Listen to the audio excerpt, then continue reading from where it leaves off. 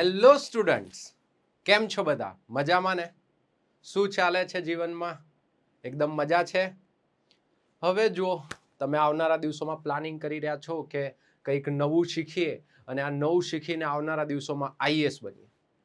તો આ નવું શીખવા માટે હું હેમંત હિવરાલે આ પ્લેટફોર્મ પર આપની માટે કંઈક નવું લઈને આવ્યો છું, જેમાં આપણે કંઈક શીખવાનો પ્રયત્ન કરીશું, જ્ઞાન સાથે ગમ્મત મેળવીશું અને જાણીશું કે આપણી આજુબાજુના વિશ્વમાં કેવી વસ્તુઓ થાય છે. તમારા આ કોર્સની અંદર આપણે જો ચર્ચા કરીએ તો આપણે આજે કંઈક ઇન્ટરેસ્ટિંગ જાણવાનું છે અને જાણતા પહેલા જો વાત કરીએ તો અહીંયા જેટલા પણ વિદ્યાર્થીઓ છે બધા વિદ્યાર્થીઓ ટીવી પર ક્યારેક ને ક્યારેક તારક મહેતા તો જોયું જ હશે. એટલું જ નહીં, કોઈ મેચ આવતી હોય તો એનું લાઈવ પ્રસારણ એ પણ આપણે જોઈએ છે કે મેચ લાઈવ આવી રહી છે, વાહ વાહ વાહ, મજા આવે છે, રોહિત શર્મા છગડા મારી રહ્યો છે. કદાચ કેટલાક સ્ટુડન્ટ્સે તો પબજીની ગેમ પણ માણી હશે. યસ ઓર નો બેટા? કાં તો પછી કેટલાક વિદ્યાર્થી મિત્રો કદાચ, હજી તો તમે નાના છો પણ કદાચ સોશિયલ મીડિયા પર એકાઉન્ટ ધરાવતા હશો, કાં તો પછી તમે જોયું હશે કે તમારો મોટો ભાઈ કે બહેન કે મમ્મી કે પપ્પા કોઈનું સોશિયલ મીડિયા પર એકાઉન્ટ છે. તમે ઘણીવાર યુટ્યુબ પર ઘણા વિડીયો માણતા હશો, તો ઘણીવાર તમે જોતા હશો કે વોટ્સએપ પર શું સ્કૂલમાંથી કોઈ મેસેજ આવ્યો છે કે આ લઈને જવાનું છે કે પેલું હોમવર્ક કરવાનું છે. તો આ બધી જ વસ્તુઓ જે તમે તમારી આજુબાજુ એન્જોય કરો છો, ક્યારેક તમે વિચાર કર્યો છે કે આ એન્જોય કેમનું કરી શકો છો? તમે કેમની આ ગેમ રમી શકો છો? તમે ક્યારે વિચાર કર્યું છે કે તારક મહેતા 8:30 વાગે એટલે ટીવી પર તમે જેવું લગાવો, એની ચેનલ લગાવો એટલે તારક મહેતા કેમનું દેખાવા લાગે છે? તમે ક્યારે વિચાર કર્યો છે કે આ લાઈવ ટેલિકાસ્ટ જે એક ગ્રાઉન્ડ પર મેચ રમાઈ રહી છે, એ ગ્રાઉન્ડ પર રમાતી મેચ તમે સીધી ઘરે શાંતિથી બેસીને કઈ રીતે માણી શકો છો? તો આ જ બધાનો ઉત્તર એટલે કે આજે આપણે ભણવાનો છે. વિદ્યાર્થી મિત્રો, આપણી આજુબાજુ આ જેટલી પણ ઘટનાઓ બને છે, આ જેટલું પણ બને છે, એની માટે જવાબદાર છે જેને આપણે કહીએ છીએ સ્પેસ ટેકનોલોજી. અવકાશની અંદર કેટલાક સેટેલાઇટ કે કેટલીય વસ્તુઓ ફરતી હોય છે. આ જે સેટેલાઇટ છે એની મદદથી આપણે એક જગ્યાએથી બીજી જગ્યાએ લાઈવ મેચ જોઈ શકીએ છીએ. એની મદદથી એટલું જ નહીં, આપણે ફોન પર વાતો પણ કરી શકીએ છીએ. હેલો, જોયું ને, હમણાં જેઠાલાલ વાત કરતો હતો, ખબર નહીં કોની જોડે કરતો હતો પણ વાત કરી રહ્યો છે. તો આ જે ફોન પર તમે વાતો કરો છો કે આ કરો છો, આ બધું કેમનું પોસિબલ છે? તો કે સર, આ વસ્તુ પાછળ જવાબદાર છે સ્પેસ ટેકનોલોજી. તમને ખબર છે ભારતની અંદર મુખ્ય એક કઈ સંસ્થા છે કે જે આ સ્પેસ ટેકનોલોજીને લઈને કામ કરે છે? છે આઈડિયા કોઈને? હા વિદ્યાર્થી મિત્ર, તને જ પૂછું છું. શું તને ખબર છે? ખબર હોય તો હા પાડ, ના ખબર હોય તો ના પાડ. ખબર હોય તો જવાબ આપ, ના ખબર હોય તો વિચાર કર કે કઈ સંસ્થા હશે, કોણ હશે કે જે આ મેઇન સ્પેસ ટેકનોલોજી માટે ભારતમાં કામ કરતી સંસ્થા જોવા મળે છે. ખબર છે? નથી ખબર તો ચલો જોઈએ. આની માટે મેઇન જે ભારતીય સંસ્થા છે એનું નામ છે ઈસરો. શું નામ છે બેટા? ઈસરો. આ ઈસરોનું ફૂલ ફોર્મ છે Indian Space Research Organisation, ISRO. તમે ક્યાંક ને ક્યાંક તો નામ સાંભળ્યું હશે. કદાચ કોઈક વિદ્યાર્થી મિત્રએ આજથી 1-2 વર્ષ પહેલા ન્યૂઝપેપરમાં કાં તો મમ્મી પપ્પાને વાતો કરતા સાંભળ્યા હશે, કાં તો આજુબાજુ વાળાને વાતો કરતા સાંભળ્યા હશે કે આપણે તો ચંદ્રયાન લોન્ચ કરી દીધું. સાંભળ્યા છે આવા? તો આ જે સાંભળ્યું એ કર્યું કોણે? તો કે સર, એ કામ કરનારી સંસ્થા છે જેનું નામ છે ઈસરો. શું નામ છે વિદ્યાર્થી મિત્રો? ઈસરો. બોલો મારી સાથે, જ્યાં પણ હો, વર્ગખંડમાં હો કે તમે ઘરે જોતા હો, ક્યાંય પણ જોતા હો, મારી સાથે બોલશે ઈસરો. ઈસરોનું ફૂલ ફોર્મ શું છે? Indian Space Research Organisation. બોલ્યા? મને સંભળાયું નથી પણ આશા રાખું છું કે તમે બોલ્યા છો. એનાથી આગળ વધીએ તો સર, આ જે ઈસરો છે, આ ઈસરોની શરૂઆત કઈ રીતે થઈ હશે? ભારતની અંદર આની શરૂઆત કઈ રીતે થઈ? તો ધ્યાનથી સાંભળજો. આની શરૂઆત કરવા માટે એક વ્યક્તિ જવાબદાર છે. એ વ્યક્તિનું નામ છે ડોક્ટર વિક્રમ સારાભાઈ. તમને ખ્યાલ છે આ ડોક્ટર વિક્રમ સારાભાઈ જે છે, જેમનો ફોટો તમને મારી પાછળ દેખાતો હશે, એમને આપણે ભારતીય અવકાશ કાર્યક્રમના પિતા તરીકે ઓળખીએ છીએ. શેના તરીકે ઓળખીએ છીએ? ભારતીય અવકાશ કાર્યક્રમના પિતા તરીકે. આ છે ડોક્ટર વિક્રમ સારાભાઈ. તમને ખ્યાલ ન હોય તો કહી દઉં, નાનપણથી જ ડોક્ટર વિક્રમ સારાભાઈ ખૂબ હોશિયાર હતા, એમને વિજ્ઞાન પ્રત્યે ખૂબ પ્રેમ હતો અને એટલા જ માટે એમણે વિજ્ઞાન ક્ષેત્રે અનેક કાર્યો કર્યા. એટલું જ નહીં, તમે જો અમદાવાદની અંદર આવશો તો અમદાવાદની અંદર ઘણી બધી જગ્યા, જેમ કે PRL કરીને એક જગ્યા છે જેને આપણે ફિઝિકલ રિસર્ચ લેબોરેટરી તરીકે ઓળખીએ છીએ. આ જે PRL છે એ બનાવવા માટે જવાબદાર વ્યક્તિ પણ આ જ હતા. એટલો વિજ્ઞાન પ્રત્યે પ્રેમ. એટલું જ નહીં, એ જગ્યા જે છે એટલે કે PRL નામની લેબોરેટરી જે જગ્યાએ બનાવેલી છે એ જગ્યા પણ એમની ખુદની હતી, પર્સનલ પોતાની જગ્યા. પણ એ જગ્યા પણ એમણે વિજ્ઞાન માટે દાનમાં આપી દીધી. અને આપણે રિસેસમાં નાસ્તો કરતી વખતે કદાચ ભાઈબંધને આપણા ડબ્બામાંથી કંઈક આપતા પણ સંકોચ કરીએ છીએ, પણ આમનો વિજ્ઞાન પ્રત્યેનો પ્રેમ જુઓ, પોતાની આખી જગ્યા દાન આપી દીધી. અને આમને જ આપણે ભારતીય અવકાશ કાર્યક્રમના પિતા તરીકે ઓળખીએ છીએ. ચલો આગળ વધીએ, હજી કંઈક જાણીએ. તમને ખ્યાલ છે વિદ્યાર્થી મિત્રો, આ જે ઈસરો છે, ઈસરો ભૂતકાળમાં ઇન્કોસ્પાર નામની સંસ્થા તરીકે ઓળખાતી હતી. શેના તરીકે ઓળખાતી હતી? ઇન્કોસ્પાર નામની સંસ્થા તરીકે શરૂઆતમાં. એટલે ઈસરોનું જૂનું નામ શું હતું? ઇન્કોસ્પાર. એટલે કે તમારી આજુબાજુ જો કોઈ પણ બોલે કે ઈસરોએ આમ કર્યું છે કે તેમ કર્યું છે, તો એને જઈને જરા પૂછજો કે ઈસરોનું જૂનું નામ શું છે. એને નહીં ખ્યાલ હોય એટલે પછી તમે કહેજો કે મને તો ખ્યાલ છે, ઇન્કોસ્પાર નામ છે. શું નામ છે ભાઈ? ઇન્કોસ્પાર. ઇન્કોસ્પારનું આપણે જો ફૂલ ફોર્મ કરીએ તો એ શું થાય છે? Indian national committee for space research. તો આ ઇન્કોસ્પાર કોનું નામ છે જૂનું? તો કે ઈસરોનું. એટલું જ નહીં, એનાથી આગળ વધીએ તો આજની તારીખમાં જે આપણને ઈસરો દેખાય છે, ઇન્ડિયન સ્પેસ રિસર્ચ ઓર્ગેનાઇઝેશન, આને ભૂતકાળમાં આપણે ઓળખતા હતા ઇન્કોસ્પાર તરીકે. વિદ્યાર્થી મિત્રો, ક્યારે પણ જીવનમાં કોઈ પણ તમે શરૂઆત કરો છો તો એ શરૂઆતમાં બહુ કઠિનાઈઓથી ભરપૂર હોય છે. આવી જ કંઈક વસ્તુ આપણા ઈસરો જોડે પણ હતી. તમને ખબર છે, પહેલા આપણી જોડે અવકાશની અંદર સેટેલાઇટ કે કોઈ પણ વસ્તુ લઈ જાય એવા વાહનો નહોતા. અવકાશની અંદર જવા માટે આપણી જોડે રોકેટ્સ નહોતા. તો ત્યારે આપણે જાતે રોકેટ બનાવતા શીખ્યા. એટલું જ નહીં, તમે જોઈ શકો છો કે સાયકલ પર રોકેટ લઈને જાય છે વૈજ્ઞાનિક મિત્રો. અને તમને ખ્યાલ હોય અને ના હોય તો બી આ ફોટોને જુઓ અને જરા વિચાર કરો, આ ફોટોમાં કોણ કોણ હાજર હશે? શું કોઈ ચહેરો તમને ઓળખીતો દેખાય છે આ ફોટોની અંદર? ના, નથી દેખાતો? અરે નાખો, મગજ પર થોડુંક જોર નાખો. યસ, તમે સાચું વિચારી રહ્યા છો. આ ફોટોની અંદર એક મહાન વૈજ્ઞાનિક છુપાયેલા છે અને મહાન વૈજ્ઞાનિકનું નામ છે ડોક્ટર APJ અબ્દુલ કલામ સાહેબ. એમણે પણ બહુ જ ભારતીય અવકાશીય કાર્યક્રમોની અંદર મહત્વપૂર્ણ ફાળો ભજવ્યો છે. કેમ કે આ જે રોકેટ્સ બનાવવાની કે એની જે તકનીકો છે, એ તકનીકો વિકસાવવામાં ડોક્ટર APJ અબ્દુલ કલામ સાહેબનો બહુ મોટો હાથ હતો. ડોક્ટર APJ અબ્દુલ કલામ સાહેબને આપણે મિસાઇલ મેન ઓફ ઇન્ડિયા તરીકે ઓળખીએ છીએ. કેમ કે એવું કહેવાય છે કે ભારતની સ્વતઃ બનાવેલી જે મિસાઇલો છે એની શરૂઆત કરવા માટે જો કોઈ વૈજ્ઞાનિક જવાબદાર હતા તો એ છે ડોક્ટર APJ અબ્દુલ કલામ સાહેબ. તમે જોઈ શકો છો, આ રીતે આપણે સાયકલ પર લઈ જતા હતા શરૂઆતના દિવસોમાં રોકેટોને. એટલું જ નહીં, આપણે જે સેટેલાઇટ બનાવ્યા હતા એને આમ બળદગાડા પર લઈ જવું પડતું હતું. વિશ્વના બીજા દેશો, પશ્ચિમી દેશો, USA છે, યુરોપ છે, આ બધા દેશો આપણા પર હસતા હતા. હા, હસતા હતા આપણા પર કે આ લોકો જો બળદગાડા પર લઈને જાય છે, કે સાયકલ પર રોકેટ લઈને જાય છે, આ લોકો શું વિજ્ઞાન ક્ષેત્રે કાર્ય કરી શકવાના.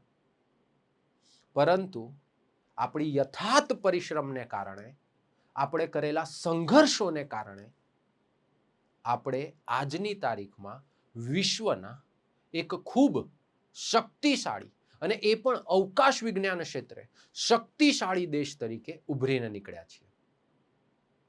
આની અંદર જો હજી ચર્ચા કરીએ વિદ્યાર્થી મિત્રો તો બહુ ઇન્ટરેસ્ટિંગ વાતો કહું છું, ધ્યાનથી સાંભળજો. તમે ક્યારે વિચાર કર્યો છે કે આપણે આ જે રોકેટ્સ છે, આ રોકેટ્સને છોડીએ છે ક્યાંથી અને કઈ રીતે? શું તમે ક્યારે વિચાર કર્યો કે ઈસરોએ સૌથી પહેલું રોકેટ ક્યાંથી લોન્ચ કર્યું હશે અને કેમ અને કઈ રીતે કર્યું હશે? આ દેખાય છે, આ સૌથી પહેલું જે આપણે રોકેટ લોન્ચ કર્યું હતું એ છે. સૌથી પહેલું જે આપણે રોકેટ છોડ્યું હતું એ છે. અવકાશમાં મોકલવાનો પ્રયત્ન સૌથી પહેલું કર્યો છે વિચાર? નથી કર્યો? તો હું આજે તમને માહિતી આપું છું. ઈસરો જે છે એણે સૌથી પ્રથમવાર, સૌ પહેલી વાર પોતાનું જે રોકેટ છે એ કેરલામાં એક જગ્યા છે, જગ્યાનું નામ છે થુમ્બા. આ જે થુમ્બા કરીને જગ્યા છે એ જગ્યા પરથી પોતાનું સૌથી પહેલું રોકેટ છોડ્યું હતું. સૌથી પહેલું રોકેટ. આ જે રોકેટ હતું એ રોકેટનું નામ ખબર છે તમને શું છે? આ રોકેટનું નામ છે અપાચે, જે સૌથી પહેલી વાર ઈસરો દ્વારા થુમ્બા નામની જગ્યા પરથી છોડવામાં આવ્યું હતું. હવે તમને કદાચ વિચાર આવશે કે સર આ થુમ્બા કરીને જે જગ્યા છે જે તમને કેરળમાં જોવા મળે છે, આ જ જગ્યા પરથી રોકેટ કેમ છોડ્યું? આમને બીજી કોઈ જગ્યા ના મળી? એવું ના વિચાર આવે કે પહાડ પરથી રોકેટને છોડીએ, કે પહાડ પરથી રોકેટને છોડીએ તો શું આકાશ નજીક પડે, અવકાશ નજીક પડે, સ્પેસ નજીક પડે તો ફટાફટ પહોંચી જઈશું. આવા વિચાર નથી આવતા તમને? તો આપણે જોઈએ કે કેમ ઈસરોએ આની જ પસંદગી કરી હતી.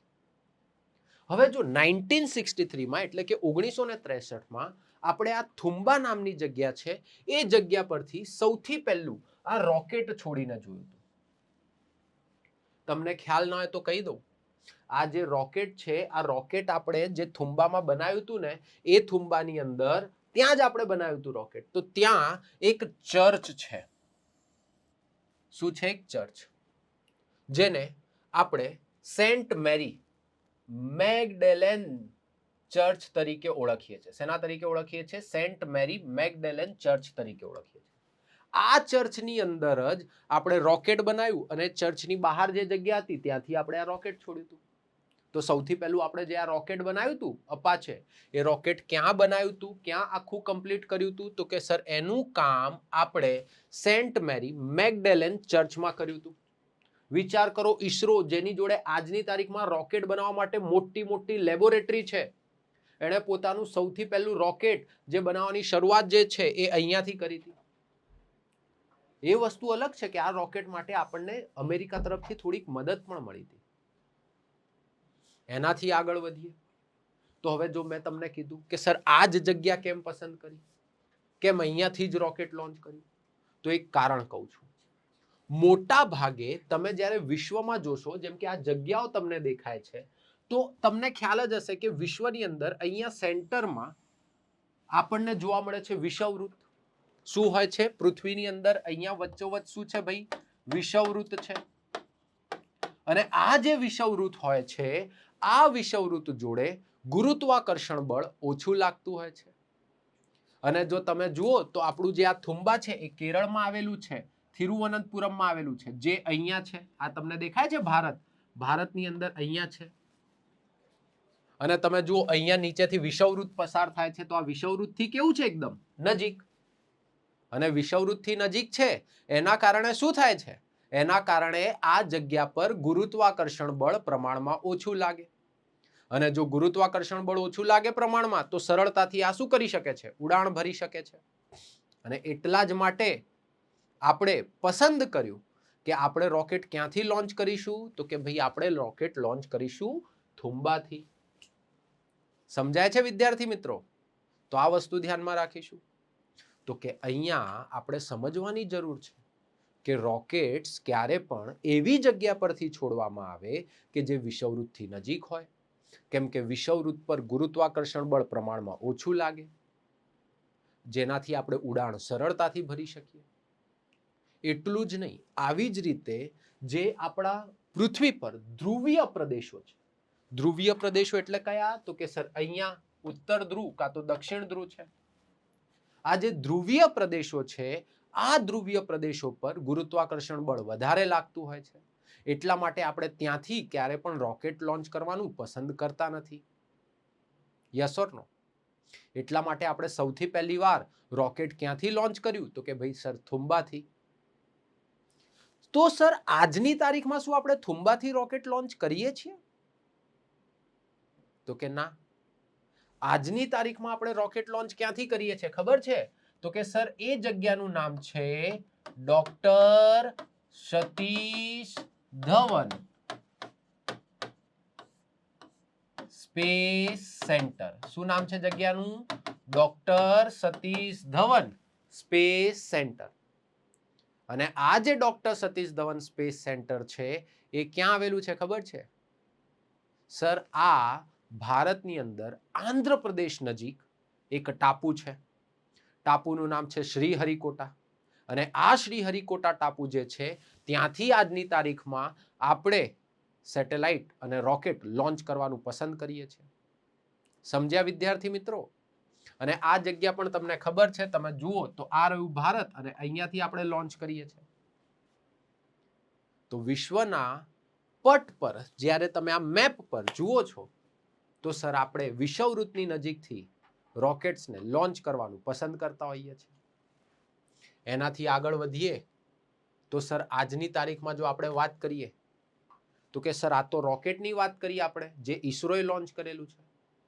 તમે કદી વિચાર્યું તો આવી જ રીતે ઈસરોએ સૌથી પહેલું પોતાનું સેટેલાઇટ કયું લોન્ચ કર્યું હતું? વિચાર કરો. તો સર ઈસરોએ પોતાનું જે સૌથી પહેલું સેટેલાઇટ લોન્ચ કર્યું હતું એનું નામ છે આર્યભટ્ટ. ભાઈ જો આ જે સેટેલાઇટ છે આ સેટેલાઇટ બનાવ્યું કોણે? ઈસરોએ. એટલે આપણે ખુદે બનાવ્યું. પણ સર આપણે આ સેટેલાઇટ કોની જોડે લોન્ચ કરાવડાયું હતું? તો કે સર રશિયા જોડે લોન્ચ કરાવડાયું હતું. કેમ કે ત્યારે હજી આપણને સેટેલાઇટ લોન્ચ કરવાની એટલી સમજણ નહોતી. તો સર આપણું આ જે ઈસરો છે બહુ શરૂઆતના દિવસોમાં બીજા દેશો સાથે મળીને કાર્ય કરતું હતું. પણ સમયની સાથે આજે તમે જુઓ તો બીજા દેશો ઈસરો સાથે મળીને કામ કરે છે. બીજા દેશો આવે છે આપણી જોડે, કહે છે કે અમને મદદ કરો, અમારા સેટેલાઇટ છોડીને આપો. તો તમે સમજો છો વિદ્યાર્થી મિત્રો કે અહીંયા આ જે વર્ષો રહ્યા છે આ વર્ષોની અંદર ઈસરોએ પોતાની ક્ષમતામાં, પોતાના જ્ઞાનમાં કેટલો વધારો કર્યો હશે.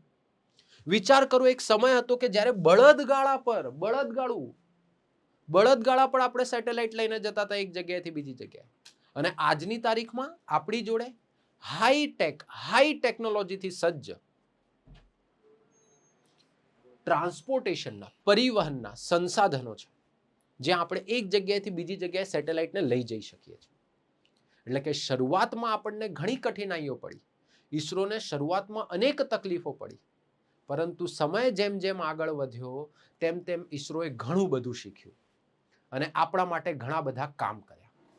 જેમ કે તમને ખબર છે આજની તારીખમાં તમે જે ફોન પર વાત કરો છો, હેલો કોણ બોલો છો, ક્યાંથી બોલો છો, એ ફોન પર વાત માટે જવાબદાર કોણ છે? તો કે સર ઈસરો. કેમ કે એણે જ આપણને શું કરી? તો કે ભાઈ આ સેવા પ્રદાન કરી. શેની મદદથી? તો કે વિજ્ઞાનના મદદથી, અવકાશ વિજ્ઞાનના મદદથી. એનાથી આગળ વાત કરીએ તો તમે જે ટીવી પર મસ્ત ટીવી જોઈ શકો છો, હે ને, તારક મહેતા કા ઉલ્ટા ચશ્મા, કે પછી કાર્ટૂન જોતા હશો, મોટું પતલું, કે જે પણ જોતા હશો, આ તમે એન્જોય શેના આધારે કરી શકો છો? અવકાશ વિજ્ઞાનના કારણે. અને આ અવકાશ વિજ્ઞાનની અંદર ભારત માટે કાર્ય કોણે કર્યું? તો કે ઈસરોએ કર્યું. એનાથી આગળ વધીએ તો તમે ઘણીવાર જોતા હશો છાપામાં આવે છે કે આવનારા 3 દિવસ ભારેથી અતિ ભારે વરસાદની આગાહી છે. તો સર આ ભારેથી અતિ ભારે વરસાદની આગાહી છે, આ આગાહી કોણે આપી? તો કે હવામાન ખાતાએ. પણ સર હવામાન ખાતાને ખબર કેમ નહીં પડી કે વરસાદ આવવાની સંભાવના છે? તો એની માટે એમને મદદ કરી ઈસરોએ. કઈ રીતે મદદ કરી? તો કે સર અવકાશ વિજ્ઞાનની મદદથી. એનાથી આગળ વધીએ તો આજની તારીખમાં તમે ઘણી જગ્યાએ કે ઘણીવાર છાપામાં જોતા હશો, કાં તો પોતાની આજુબાજુ જોતા હશો. શું? તો કે ભાઈ ભારતને આ જગ્યા પરથી આટલી માત્રામાં ખનીજ મળ્યા. હે ને, ઘણીવાર જોવા મળે છે ને કે આપણને શું થાય છે તો કે ભાઈ જમ્મુ કાશ્મીરમાં આ નવું ખનીજ મળીને આવ્યું કે. તો સર આ બધી માહિતી ક્યાંથી મળે? આ જે ખનીજો છે, સંસાધનો છે, આ સંસાધનોની માહિતી ક્યાંથી મળે છે? તો કે સર આ માહિતી આપવા માટે જવાબદાર છે ઈસરો. અને ઈસરો આની માટે શું કર્યું? તો અવકાશ વિજ્ઞાનને વિકસાવ્યું જેનાથી આપણને આ માહિતી મળે છે. એટલું જ નહીં, તમે નેવિગેશન વાપરતા હશો ફોનમાં, હા કે ના બેટા? વાપરો છો કે એક જગ્યાએથી બીજી જગ્યાએ જવા માટે? તમે નહીં વાપરતા હો તો તમારા પિતા વાપરતા હશે, પિતા નહીં વાપરતા હશે તો મોટા ભાઈ વાપરતા હશે. ઘણીવાર મેપમાં તમને વસ્તુઓ લગાવી દેતા હશે. હા કે ના? લગાવી દે છે ને મેપમાં કે ક્યાં જવાનું છે, તો આ લે મેપમાં રસ્તો જો, મને મદદ કરજે. તો સર આ નૌચાલન માટે કોણ જવાબદાર છે? આ નૌચાલનમાં કોણે મદદ કરી છે? તો કે ઈસરોએ. અને સર આ નૌચાલન જે આપણે કરીએ છીએ એની માટે જરૂરી જે અવકાશ વિજ્ઞાન વિકસાવવાનું હતું એ કોણે વિકસાવીને આપ્યું? ઈસરોએ. એટલું જ નહીં, આનાથી આગળ વાત કરીએ તો મેં હમણાં જ કીધું કે ભારતે પોતાનું સૌથી પહેલું સેટેલાઇટ કયું બનાવ્યું? તો કે આર્યભટ્ટ. અને આ જે આર્યભટ્ટ સેટેલાઇટ બનાવ્યું ભારતે, એ કોની જોડે લોન્ચ કરાવડાયું હતું? રશિયા જોડે. તો રશિયાએ થોડી મફતમાં કરીને આપ્યું હશે, આપણે રશિયાને પૈસા આપ્યા હશે. તો એવી જ રીતે આજની તારીખમાં ઈસરો ભારતને પૈસા કમાઈને આપે છે. કઈ રીતે? તો બીજા દેશોને કે તમારે સેટેલાઇટ લોન્ચ કરાવવું છે, કરાવવું હોય તો કહેજો, આપણે કરાવી દઈશું સસ્તામાં. પછી બીજા દેશો આપણને સેટેલાઇટ આપે, પછી આપણે એને હવામાં મૂકીને આપીએ, અવકાશમાં મૂકીને આપીએ, બદલામાં આપણને શું મળે? પૈસા. તો ભારત દેશને લાભ. તો આ છે આપણી મહત્વપૂર્ણ સંસ્થા ઈસરો, જે ભારત માટે અનેક કાર્યો કરે છે. આજે ઘરે જઈને આ બધી જે માહિતી છે તમે તમારા પિતાને પણ કહેજો, તમારા મોટા ભાઈ કે બહેન કોઈ હોય એમને પણ કહેજો, તમારા આજુબાજુ વાળાને પણ કહેજો કે હું આ નવું શીખીને આવ્યો છું, હું આ કંઈક નવું જાણીને આવ્યો છું. તો આવી જ રીતે આપણે મળતા રહીશું, અનેક વસ્તુઓ જાણતા રહીશું અને શીખતા રહીશું. આશા રાખું છું કે આજે તમારા જ્ઞાનમાં થોડોક વધારો થયો હશે અને આવનારા દિવસોમાં હજી તમારા જ્ઞાનમાં વધારો થશે. તો મળીએ છીએ આપણે ભવિષ્યમાં. ત્યાર સુધી Tata, bye bye, good night, sweet dream, જય શ્રી કૃષ્ણ.